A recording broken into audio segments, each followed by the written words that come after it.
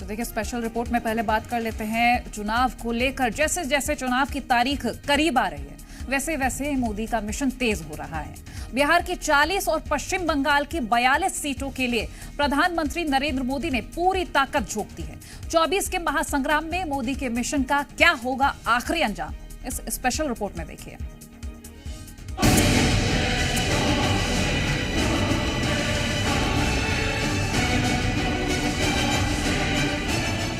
ये 10 साल में जो हुआ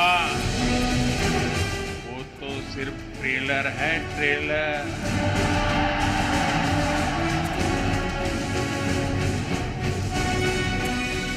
मोदी कहता है भ्रष्टाचार हटाओ, वो कहते हैं भ्रष्टाचारी बचाओ।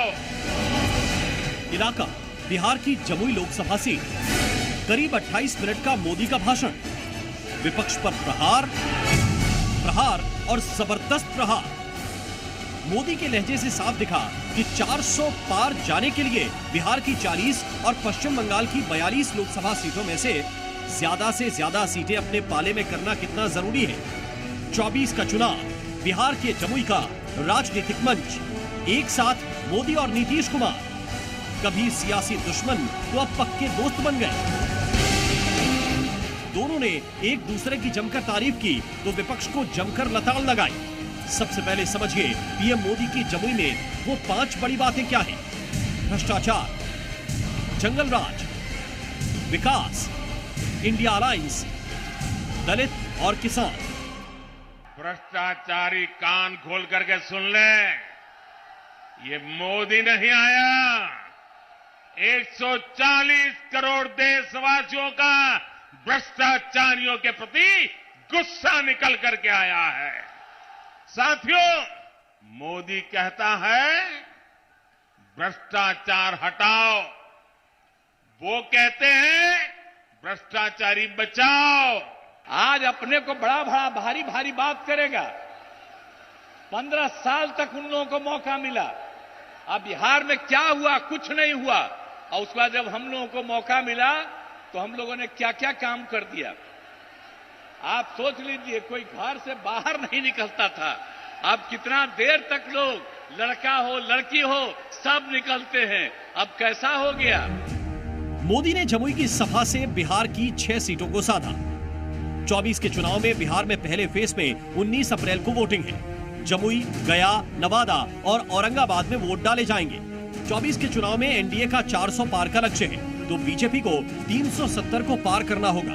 बिहार में बीजेपी 17 सीटों पर उम्मीदवार उतारकर बड़े भाई की भूमिका में। अब समझिए 2019 के नतीजे क्या थे। बिहार की 40 सीटों में से एनडीए ने 39 सीटें जीती थी तो कांग्रेस पार्टी ने सिर्फ 1, जबकि एनडीए को 54% वोट मिले। महागठबंधन को 25% तो अन्य को 1.36% वोट मिले।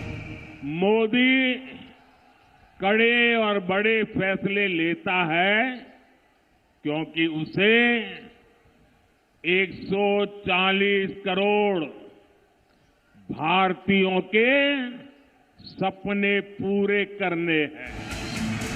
जमुई होते हुए पीएम मोदी पश्चिम बंगाल के कूच बिहार पहुंचे। एक बार फिर भ्रष्टाचार, अत्याचार और संदेश खाली को लेकर सूबे की ममता सरकार को घेरा। संदेश खाली की महिलाओं के साथ जो हुआ वो टीएमसी के अत्याचार की पराकाष्ठा थी। अब बीजेपी ने संकल्प लिया है कि वो संदेश खाली के दोषियों को सजा दिलवा कर ही रहेगा। बीजेपी सरकार सीएए लेकर आई है तो ये अफवाहें फैला रहे हैं। मां भारती पर आस्था रखने वाले हर परिवार को नागरिकता देना ये मोदी की गारंटी है। पश्चिम बंगाल में 42 सीटों के लिए 7 चरणों में वोट डाले जाएंगे। 19 अप्रैल को कूच बिहार, अलीपुरद्वार और जलपाईगुड़ी लोकसभा सीट के लिए मतदान है। तीनों लोकसभा सीटों पर 25,000 से ज्यादा केंद्रीय बलों की तैनाती होगी। इस वक्त संदेश खाली का मसला सबसे बड़ा है। मोदी संदेश खाली की पीड़िताओं से मुलाकात कर चुके हैं। संदेश खाली में एक पीड़िता को बीजेपी प्रत्याशी भी बना चुकी है।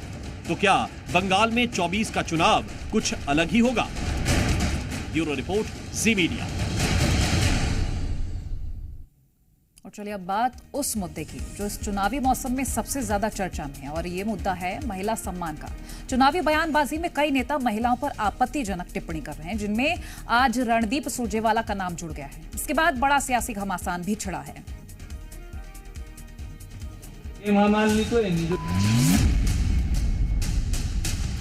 लालू जी तो अब अपनी बेटी तक को नहीं छोड़े। आप तो ठीक करो। चुनावी घमासान में महिलाओं का अपमान, ये एक ऐसा मुद्दा है जो 2024 की इस लड़ाई में सबसे ज्यादा छाया हुआ है। महिला उम्मीदवारों पर टिप्पणी का मामला इतना बढ़ता जा रहा है कि पार्टियों के लिए ये एक सरदर्द बन गया है। कई माननीय चुनावी प्रचार के दौरान ऐसी मर्यादा भूलने लगे हैं कि आपत्तिजनक शब्दों और निजी टिप्पणियों का इस्तेमाल करने तक नहीं चूकते।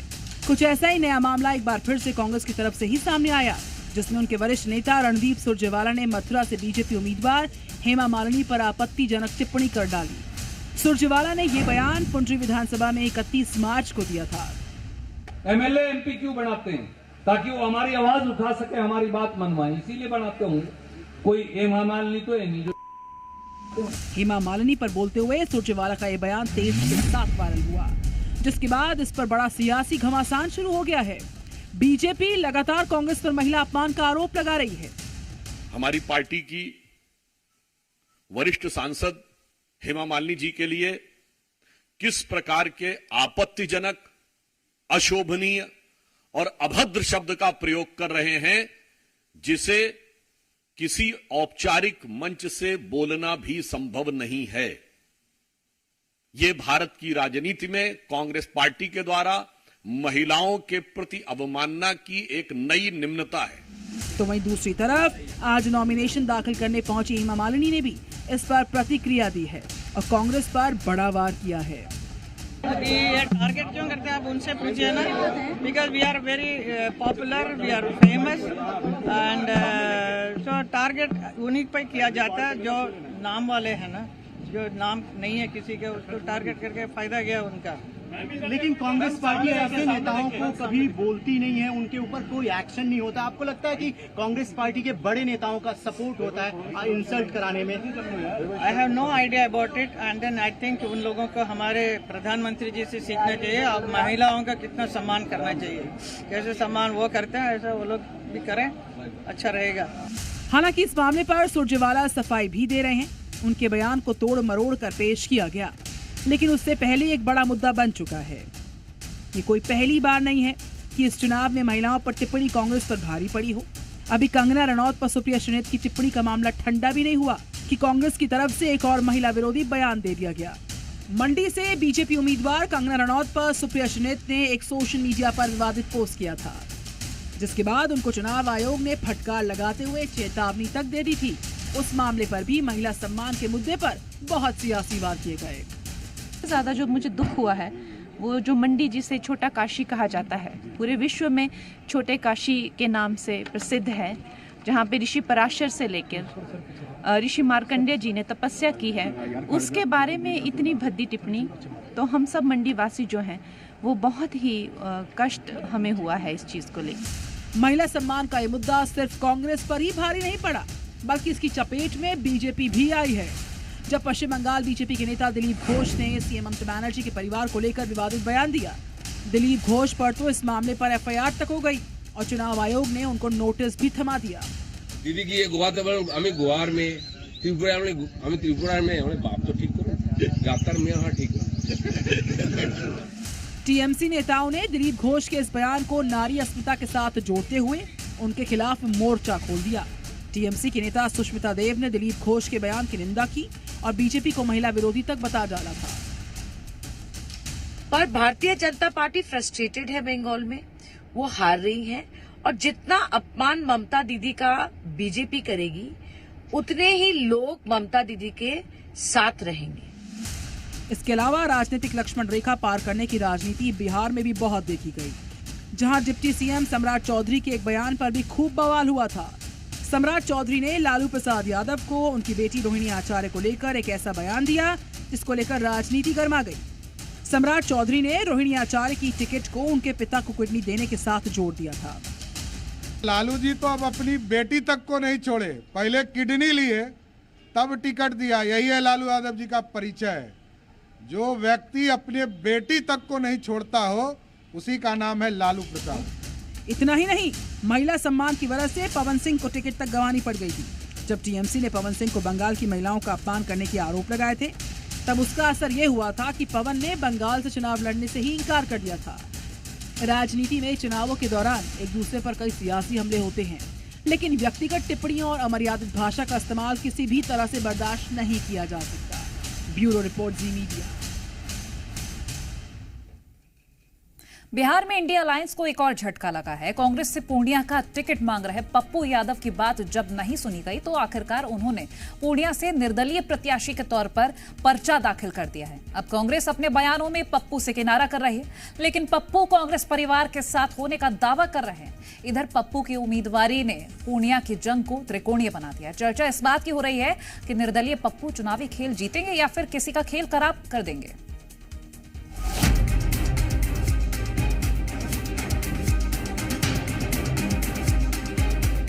दुनिया छोड़ देंगे, पूर्णिया ना छोड़। पप्पू ने कहा था कि दुनिया छोड़ देंगे लेकिन पूर्णिया नहीं छोड़ेंगे। तो पप्पू ने पूर्णिया पर कांग्रेस के आरजेडी से किए गए वादे को पीछे छोड़ दिया और पूर्णिया से निर्दलीय प्रत्याशी के तौर पर नामांकन दाखिल कर दिया। पप्पू यादव ने नामांकन के अंतिम दिन पूर्णिया कलेक्ट्रेट पहुंचकर ताकत का प्रदर्शन करते हुए अपना नामांकन दाखिल किया और इस तरह से पूर्णिया से लड़ाई त्रिकोणीय हो गई है। कयास लगाए जा रहे हैं कि पप्पू यादव पूर्णिया से पास होंगे या दूसरों का खेल बिगाड़ेंगे, लेकिन पप्पू कहते हैं चुनाव में जीत से ज्यादा जरूरी उनके लिए जनता के दिलों को जीतना है। चुनाव जीतना मेरे लिए मैटर नहीं है, मेरे लिए मैटर है इस देश के जनता का विश्वास जीतना। और मैंने बिहार का आशीर्वाद जीता है और ये आशीर्वाद मैं बरकरार रखूंगा। जनता का दिल पप्पू जीत पाते हैं या फिर नहीं, ये तो 4 जून को मालूम चलेगा। लेकिन पप्पू के चुनाव मैदान में उतरने से किसका दिल टूटा, पहले आपको ये बताते हैं। कांग्रेस के प्रवक्ता पप्पू यादव के नामांकन के बाद चिल्ला कर बता रहे हैं कि पप्पू कांग्रेस के प्रत्याशी नहीं है। कांग्रेस तो गठबंधन के दल आरजेडी उम्मीदवार बीमा भारती के साथ है।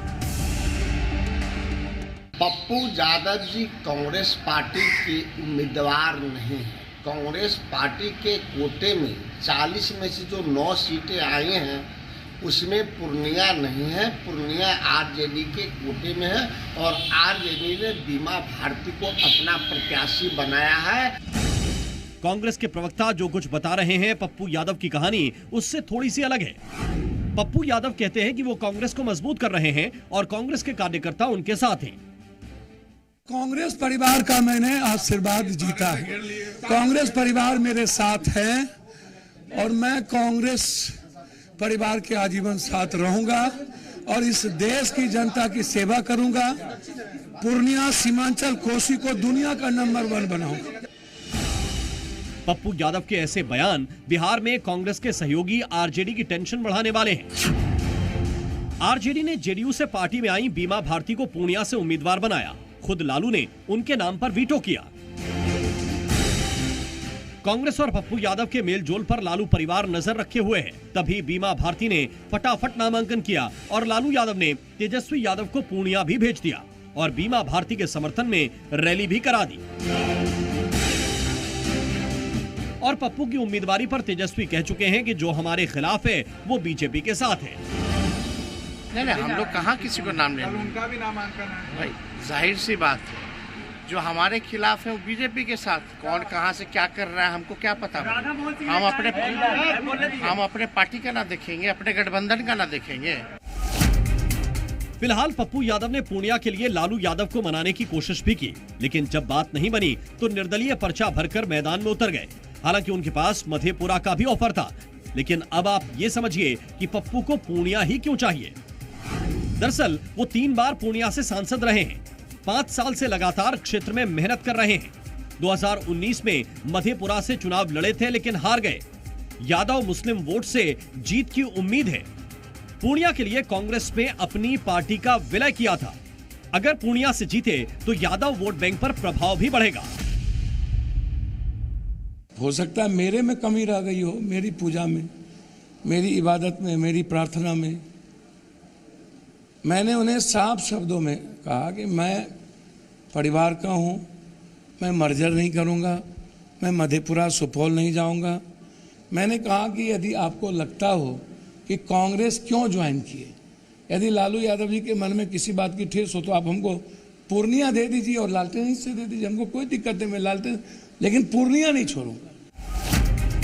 फिलहाल पप्पू चुनावी मैदान में उतर गए हैं। कांग्रेस ने खुलकर उनका साथ नहीं देने की बात कही है, लेकिन पप्पू का इलाके में प्रभाव देखते हुए INDIA गठबंधन को टेंशन इस बात की है कि कहीं वो RJD उम्मीदवार को भी ना ले डूबे। Bureau report, C media.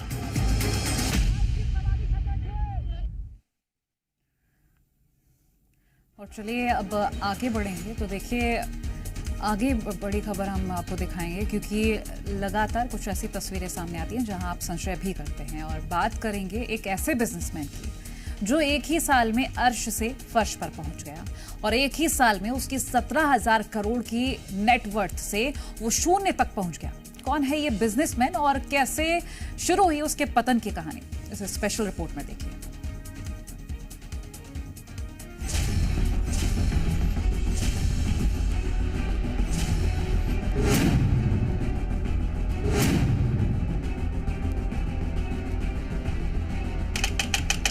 एक साल से अर्श से फर्श पर, एक साल में करोड़पति से कर्जदार तक, और एक साल में 17,000 करोड़ से शून्य तक। ये कहानी है भारतीय एजुकेशन सेक्टर में एक वक्त पर बड़े प्लेयर माने जाने वाले बायजू रविंद्रन की। वो बायजू जो एक समय में सफल भारतीय स्टार्टअप का एक बड़ा चेहरा थे, आज ऐसा पतन झेल रहे हैं जिसको देखकर पूरी दुनिया हैरान हो गई है। और अब इससे जुड़ी बड़ी खबर सामने आई कि बायजूस के फाउंडर बायजू रविंद्रन की नेटवर्थ शून्य हो गई है। एक साल पहले यानी 4 अप्रैल 2023 को बायजू की नेटवर्थ $2.1 बिलियन थी। फोर्ब्स की बिलियनियर इंडेक्स 2024 में इस बात की जानकारी दी गई। रिपोर्ट में बताया गया कि एक साल पहले बायजू फोर्ब्स की बिलियनियर की लिस्ट में शामिल थे, लेकिन पिछले साल की लिस्ट में इस बार 4 लोगों को आउट कर दिया गया है। उनमें रविंद्रन का नाम भी शामिल है। बायजू रविंद्रन की कुल संपत्ति में ये भारी गिरावट उनकी स्टार्टअप कंपनी बायजू में नकदी संकट को लेकर आई है। हाल ही में एक विदेशी कंपनी ने भी बायजू की वैल्यूएशन 95% घटाकर $1 बिलियन कर दी थी। बायजू को 2011 में शुरू किया गया था, तब ये तेजी के साथ तरक्की करने वाला भारत का स्टार्टअप बन गया। इसमें 2022 में $22 बिलियन की हाईएस्ट वैल्यूएशन का दावा किया गया था। बायजू रविंद्रन ने अपने इनोवेटिव लर्निंग ऐप के साथ एजुकेशन के सेक्टर में क्रांति ला दी थी। बायजू में प्राइमरी स्कूल से लेकर MBA स्टूडेंट्स को कोचिंग दी जाती है, लेकिन आर्थिक संकट के बाद इसको लेकर लगातार विवाद हो रहे थे। इसके बाद कंपनी गया, हालात यहां तक आ गए कि कंपनी अपने कर्मचारियों को सैलरी तक नहीं दे पा रही है, दफ्तर बंद कर दिए गए हैं। हालात सुधारने के लिए बायजू रविंद्रन अपनी निजी संपत्ति तक इसमें लगा चुके हैं और निवेशक भी उनका साथ छोड़ चुके हैं। कंपनी की मुश्किल तब उजागर हुई जब बायजूस ने मार्च 2022 को खत्म होने वाली फाइनेंशियल ईयर के लिए अपने लंबे समय से पेंडिंग रिजल्ट को जारी किया। इसमें $1 बिलियन से ज्यादा का नेट लॉस सामने आया है। इसके लिए बड़ी संख्या में बायजूस ने कर्ज भी लिया। $1.2 अरब के लोन को लेकर लैंडर्स के साथ विवाद भी हुआ और बायजूस को होता एक घाटा लगातार बढ़ता ही चला गया। खराब नतीजों के बाद निवेशकों के विश्वास में कमी आई और बायजू रविंद्रन का नेतृत्व भी सवालों के घेरे में आ गया। शेयर धारकों ने हाल ही में उन्हें CEO पद से हटाने के लिए मतदान भी कर दिया। बायजू पर सबसे बड़ा असर कोरोना महामारी के बाद हुआ। कोरोना के बाद क्लासेस फिर से शुरू होने के चलते कंपनी की ग्रोथ धीमी पड़ गई। इतना ही नहीं, बायजू का फॉरेन इन्वेस्टमेंट भी ED की जांच के दायरे में आ गया, जिसकी जांच अभी भी हो रही है।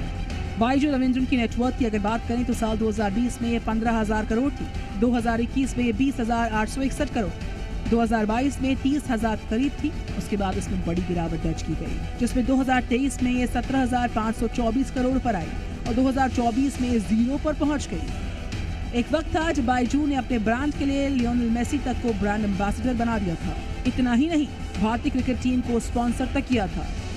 लेकिन उसके बाद ये कंपनी लगातार विवादों में आती रही।